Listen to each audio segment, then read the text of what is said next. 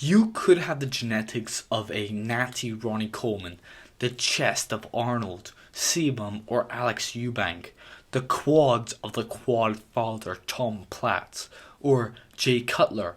You could have 8-pack genetics, or an alien chest, or full biceps, or steroid level testosterone and human growth hormone. You could have the aesthetics of Ziz or David Lade or anything else.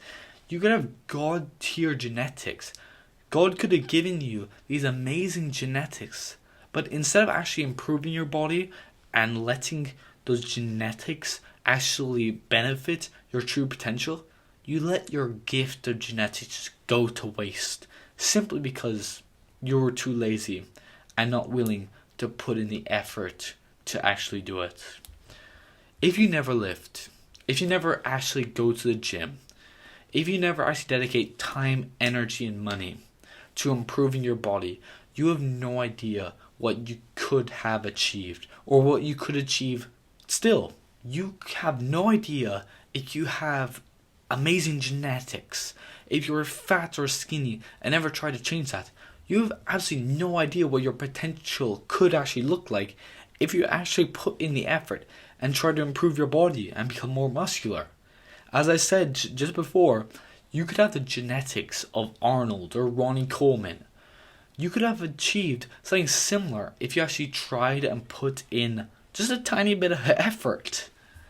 Now, this mindset that you have this gift that's been given to you and you could actually achieve it if you just put in a little bit of work, it can be adopted to any part of your life. If you don't try something, you have no idea how good you could be at it. For example, you could have amazing piano skills, or you could have been a chess grandmaster. But if you never played piano or chess, you have no idea what you could achieve. You can't achieve that now. So you never achieved your potential in those areas. And if you hear me saying this and say to yourself, oh, but I don't have good genetics. I have terrible genetics, in fact. So there's no point working out because look, I don't have muscle. I'm skinny. How do you know that you have terrible genetics? How do you know that? You won't be able to know unless you actually put in the work and can actually see what happens. You might think that you have terrible bicep genetics, but you might have full biceps or a very high bicep peak, like Arnold.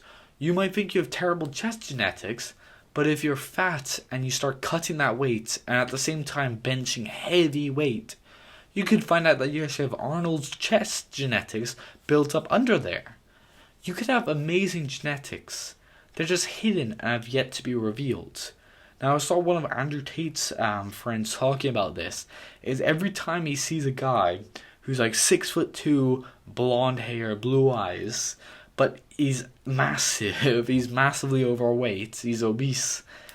He just says, thank goodness that guy is not in shape, has like the perfect genetics, he could be an absolute Chad, or whatever the terminology is now, if he actually put the work in. And it does seem a bit mean, doesn't it? But it is true. And even if you have terrible genetics, so what? You can always look better. You can always improve your looks and build more muscle. Even if it's not in perfect proportions, even if it's not as aesthetic as you want it to be, it's still better than being weak, fat, or skinny. So I'll give you a personal example of my life. I've always been very skinny. I've always had a low appetite. I was constantly underweight until the time I was maybe 17 years old. I was actually a professional wrestler since I was 13 years old, and I was constantly told to put on more weight.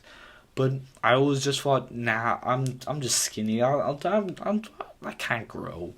I don't. My appetite isn't big enough for me to put on weight. But then once I changed my mindset, I said, maybe I should just try it. I downloaded the MyFitnessPal app, and I started bulking. I started gaining weight.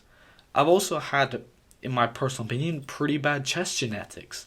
With, as you can see, this part of my chest is really sunken in compared to the rest of it.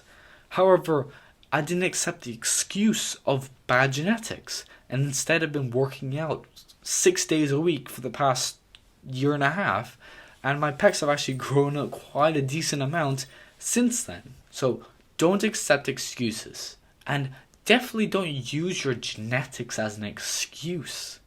Some people are lucky, some people aren't. Some people have the genetic lottery, some people don't. But you can always look better.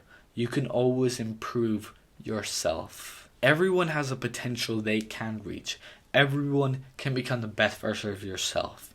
The only thing that's stopping you, the only thing that's holding you back is you. And that's the truth.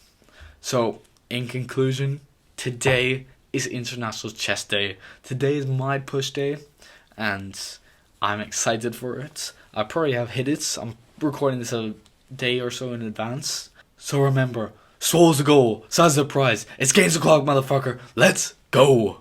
There. Fucking done it.